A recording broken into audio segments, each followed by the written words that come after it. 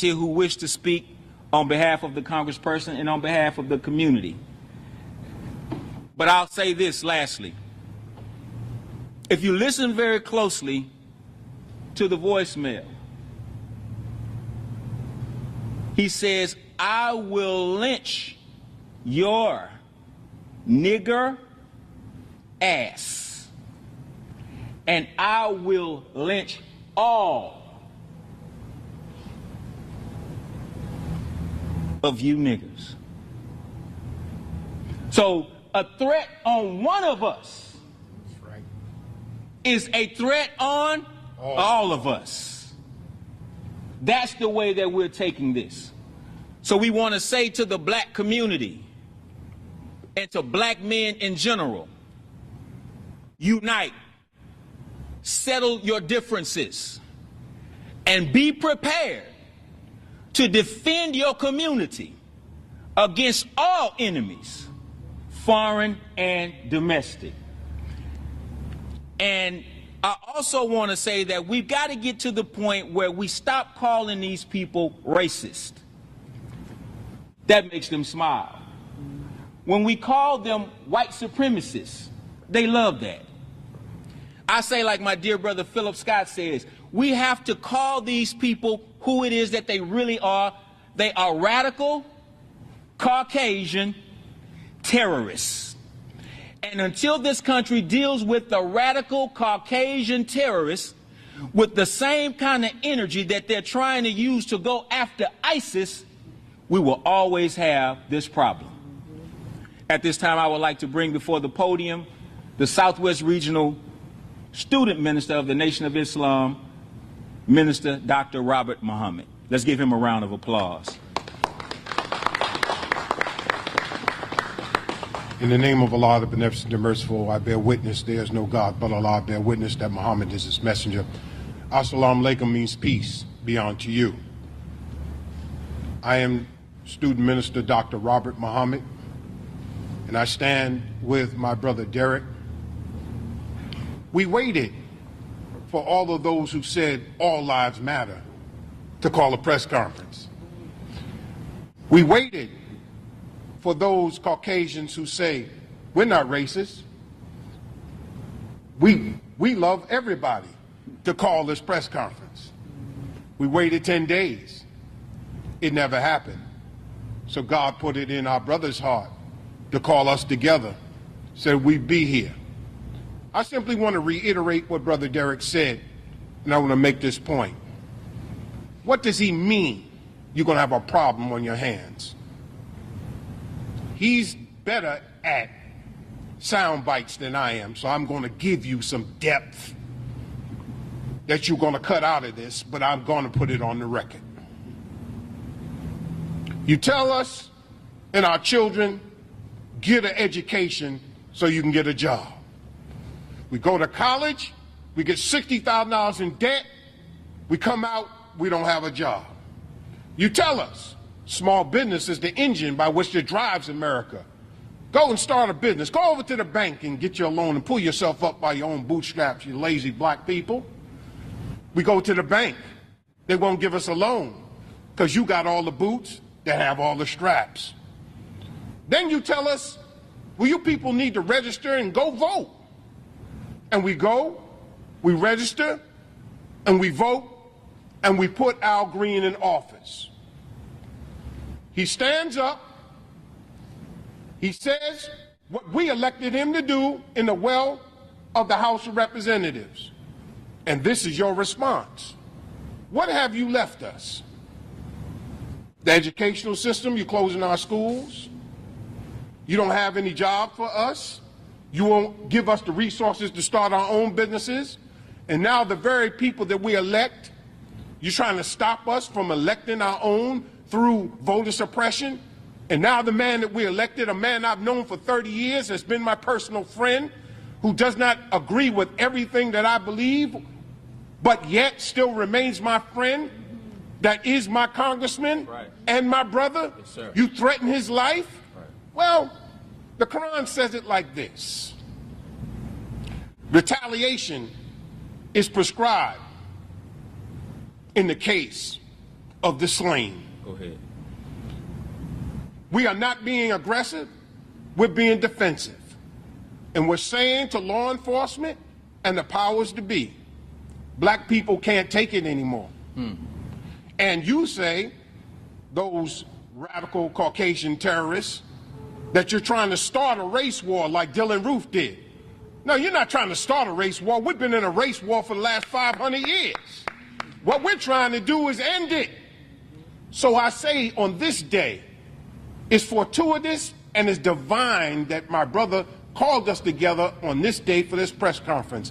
We have no weapons to threaten you with.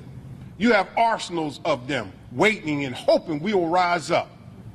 But I tell you what, isn't this the first day of hurricane season? There is a God that's backing us today. That's right. And if you would kill our brother and the innocent blood that's been shed in America, my God, our God, will retaliate. So, send this message to the radical Caucasian terrorists. The next time you threaten one of us or kill one of us, that trailer park that swept up in a tornado, remember, I warned you. Remember, the next time that little puff of cloud starts on the west coast of Africa where you stole our ancestors and follows the prevailing winds into the Atlantic, into the Gulf of Mexico, and that hurricane forms in the Gulf of Mexico, remember, I warned you. Remember when the torrents of rain by the billions of gallons that flooded the city of Houston happens again. Remember, we warned you. Leave our brothers alone. Hands off Al Green. This is the final call. Thank you.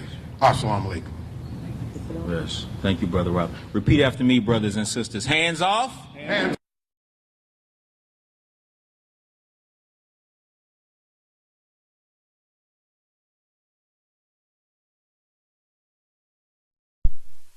Podium, longtime community leader, our dear sister and friend, Sister Carmen Watkins. Let's bring her on with a round of applause.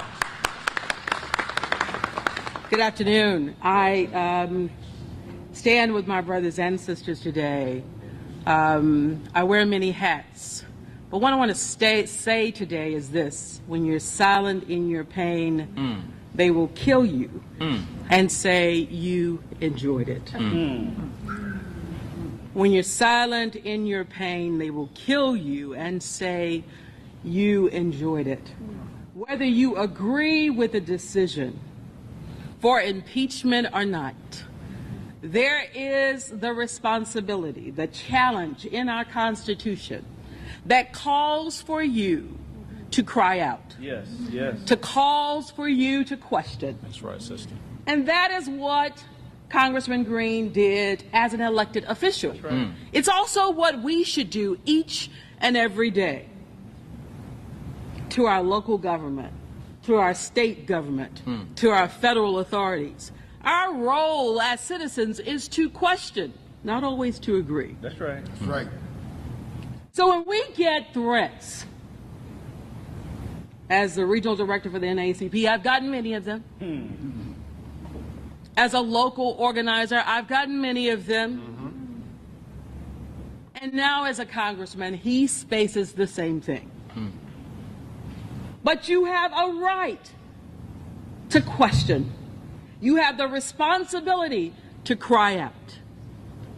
I'm not as good as an orator as my friends here, but I will say this. Please remember, now is not the time to be silent. That's right. That's right. That's right. The call to this community now is not to remain silent in the face of those who hurt you. Come on, sister. Yes. We've got to be bigger than that. We've got to be bolder than that. We've got to stand up for Congressman Al Green and others who are not as situated in the same light as you. There are millions of people with faces and names that you don't know. Right. Who need us also to stand up and stand out. So just remember, now's not the time to be silent, and that's why we're here. We're here to embrace him, to support him, to show him love. But I think, my friend, my brother Derek is right. A threat on one is a threat on all. That's right.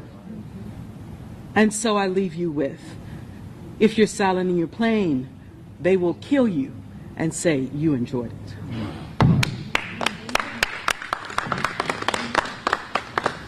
Thank you for those wise words, Sister Carmen Watkins. Again, Carmen Watkins, for those of you who may have missed her name. Her words reminded me of the words of Frederick Douglass. And I think, Brother Robert, it was Brother Douglass who said that the limits of a tyrant are prescribed by the tolerance level of the oppressed. Amen. Another philosopher, the great Grand Master Flash Melly Mel, said it differently. He said, don't push me, because I'm close to the edge. I'm trying not to lose my... It sounds like the Black National Anthem for 2017 to me. We're here to say that as a community, we ain't gonna take it. And so when you take a stick and you poke an ant bed, if the ants don't move, then you know they're dead. They're dead. We're here to say that not only are we alive, we are prepared to stand and defend our community on every level. That being said, speaking of defenders of the community, we have another brother who's here with us, one of our elected officials, one of those that we sent to Austin, Texas to represent us and to fight for us. When you stand up and fight, you have to accept all risks that come along with the fight. That's right. So I'm here to say that I'm very proud of the fight that our brother, Attorney Ron Reynolds, State Representative Ron Reynolds, has been putting up for us in Washington, D.C. We want to, Austin, thank you. We want to bring him up to the podium to say a few words as well. Let's give him a round of applause and thank him for his fight for the poor and needy in in Austin, Texas. Thank you. Thank you, Brother Derek. And I am here to speak truth to power, because just like Minister Muhammad, Brother Derek, Sister Carmen, and everybody back here, we stand behind Congressman Al Green, who was representing his district when he called for the impeachment of Donald Trump. He had the audacity to say what many other people were thinking. He just had the strength and the conviction to do it. And how dare some racist people call for his death because he was doing his job.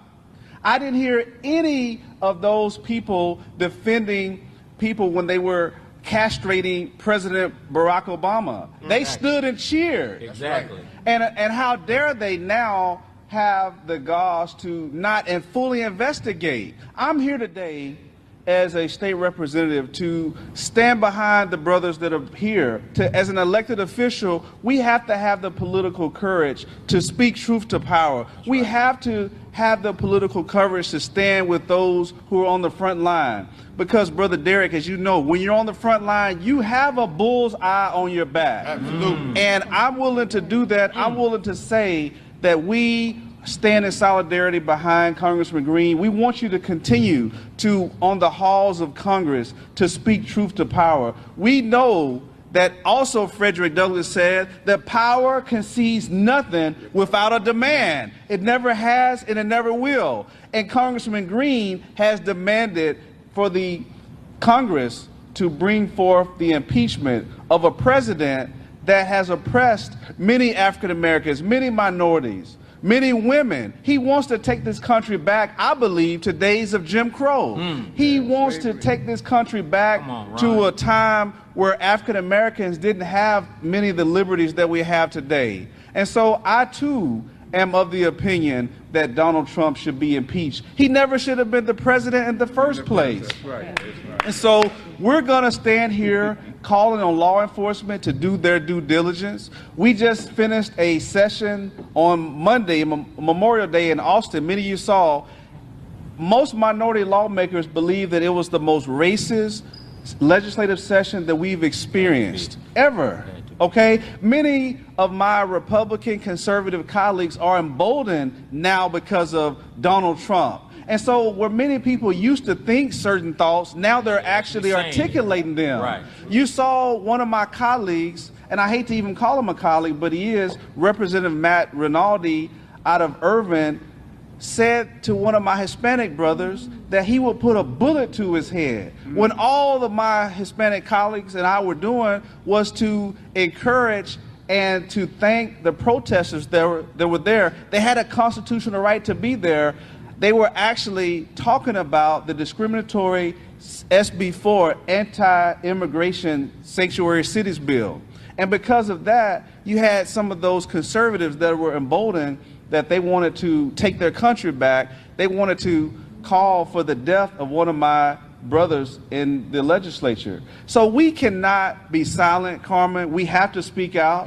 We have to be, as you quoted in Proverbs 31:8-9, speak out for the one who could not speak, for the rights of those who are doomed. Speak out, judge fairly, and defend the rights of oppressed and needy people. And I call on my other elected officials to have the political courage to do just that. Stand with the community. Stand with Congressman Al Green. Be willing to put yourself on the front line. I believe that we are all here. We all have a purpose in life. Right. And if God called me here for a time such as this, that I'm going to use my platform to make sure that we defend Congressman Al Green and others who are willing to put themselves on the front line. Thank you. Come on, we can do better than that for our state representative. Let me say, for those who may be curious, Congressman Al Green had absolutely nothing to do with the organizing of this press conference. That's right. The words that are spoken here at this press conference are not steered by Congressman Green or any other political entity whatsoever. As a matter of fact, he wasn't even invited to this press conference. This is a show and a display of love, brotherhood, and sisterhood.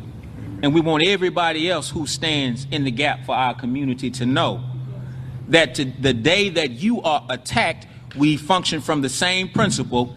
When you attack one of us, you attack all of us.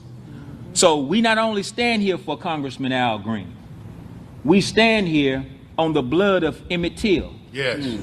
And we stand here on the tears of his mother. Yes. We stand here on the courage and the energy of Fannie Lou Hamer, Harriet Tubman, Nat Turner, Denmark Vesey, the great patriot Dr. Martin Luther King Jr., who was murdered in cold blood for standing up for truth. That's right. Our dear brother Malcolm X, we stand here on his energy. Our dear sister Barbara Jordan. Yes. You name them. We could call the roll all day long. But lastly, before we go, we're going to have one more speaker and then we'll take questions. I want to bring up somebody who can call the roll probably better than anybody else in the room. A brother who has been a soldier, not for weeks or months or years, but literally for decades. In the fight for liberation, freedom, justice, and equality for our people. We're honored to have him here, and we're looking forward to the wisdom that will come from his mouth. Please help me to bring up our dear brother, Brother M. Tangalizi. Thank you. Zandika. You ready, yo? Seatbelt. Jumbo. Jumbo. Salam alaikum. Wa alaikum salam. Hello, everybody out there. May the peace of the Holy be with you. I say Ramadan Mubarak to all of my Muslim friends Ramadan. from around the world who are celebrating this holy and special day. I want to thank you, brother, for putting this together. And I say that because I have been in turmoil within my soul, asking where stand all those who claim to be progressive about this issue. I have stood in turmoil because it's like deja vu. I have been there before. I have lived through this nightmare of attack on another black man simply because he spoke truth to power. That's right. That's right. And we must understand that this is not the first time that America has responded to truth to power being articulated so boldly, clearly, and openly. That's right. I watched a press conference where there was a gentleman who said he had gotten 1 million signatures calling for the impeachment of Donald Trump. But nobody threatened their lives. I watched in amazement how he boldly proclaimed his love and his support for what the congressman was doing, but nobody had threatened to lynch him. And so the term radical Caucasian terrorist, or radical white terrorist, or radical European terrorist, whatever you want to call them, this is an act of terrorism, people. Call it what it it's is. not the first act, but it is a continuous act that is going on in America. And so when you hear my sisters and brothers say, no more, we tired, we can't take it no more, you must understand the existential reality out of which that statement comes. So please don't say there was a bunch of militant radicals up here speaking. They were just human beings speaking their truth. That's right. That they wanted everyone in this city and the world to understand. I, for one, applaud Brother Al Green, who has been a friend of mine for a while. I'm one of his constituents and absolutely support what he is doing. I support it because America has tolerated the excesses of this president who does not reveal or reflect the capacity or the temperament or the intellect or the understanding of what it means to govern. And America has given him a pass. That's right. It's given him a pass. And so I think that the problem with European descended people, white people in America, is when somebody, especially black, stands up and says that he no longer deserves that pass, because that's what the call for impeachment reminds us of. He no longer deserves the pass that he has gotten from this country. Could you imagine if all the revelations that are coming out about he and the Russians and his administration and the Russians were Democrats? Can you imagine where the impeachment process would be right now? Not at the beginning, but probably near the end. That's right. That's right. So I think these contradictions need to be understood for what they are. It was a black man who said it that caused the problem. That's right. There's no other way I can interpret this. And because of that, I think America needs to take a look at this question and ask itself, how much longer can it tolerate the excesses in this office which embarrasses it? The man went to Europe and embarrassed America. Wow. That's the only way I can put it, because that's what they're saying. I'm repeating, Brother Robert, I'm repeating what they're saying. That's right. They were embarrassed by his behavior. Wow. So I simply say this. History has a way of unveiling to us the path of justice will continue. The threats to lynch us and hang us will not deter us. That's right. Justice will prevail no matter who is the president of the United States. The president of the United States is not divine. That's right. And the only fear we have is the fear of our maker. And that person doesn't sit in the White House. So we applaud Congressman Green for the stance that he took. We support him. We will sign petitions, and we will continue the march for justice. And all of our people should call for the impeachment, not just the congressman, but all of us should call for the impeachment of this man who does not deserve to be our president at all. Thank you. Thank you, Brother M. Tangaleese. Final statement before we take questions. As we said before, America's clock appears to be ticking backwards. But we stand today as a community to say, we ain't going backwards. That's right. We ain't going. I want to say thank you to the half-witted individuals who spray painted LeBron James's house on yesterday. Because all you did was gave him a platform to speak his mind, That's right. to speak his heart, to show that he's more than a basketball player. He's a wide awake intellectual thinker who understands what it is to be black in America. And those words that he spoke at that press conference last night, Around the world. are being heard around the world. So thank you for what you've done. And to the individuals who left that voicemail on our Congressman's voice message machine, we want to say to you, all you've done is caused us to close ranks and get closer together. That's right. We have a history, Sister Carmen, where the more you put on us, the more we're able to see what God has made us out of. Go ahead. Right. So as a community, we ain't going nowhere. Nowhere. We're not going backwards. That's right. We're going forward. That's right. Thank you. Questions? Sir, a colleague of mine at Channel 2 made a call to the congressman's office this morning and asked if they'd filed a police report regarding these matters, the voicemails. They responded that they had not. Might that be a barrier to investigation?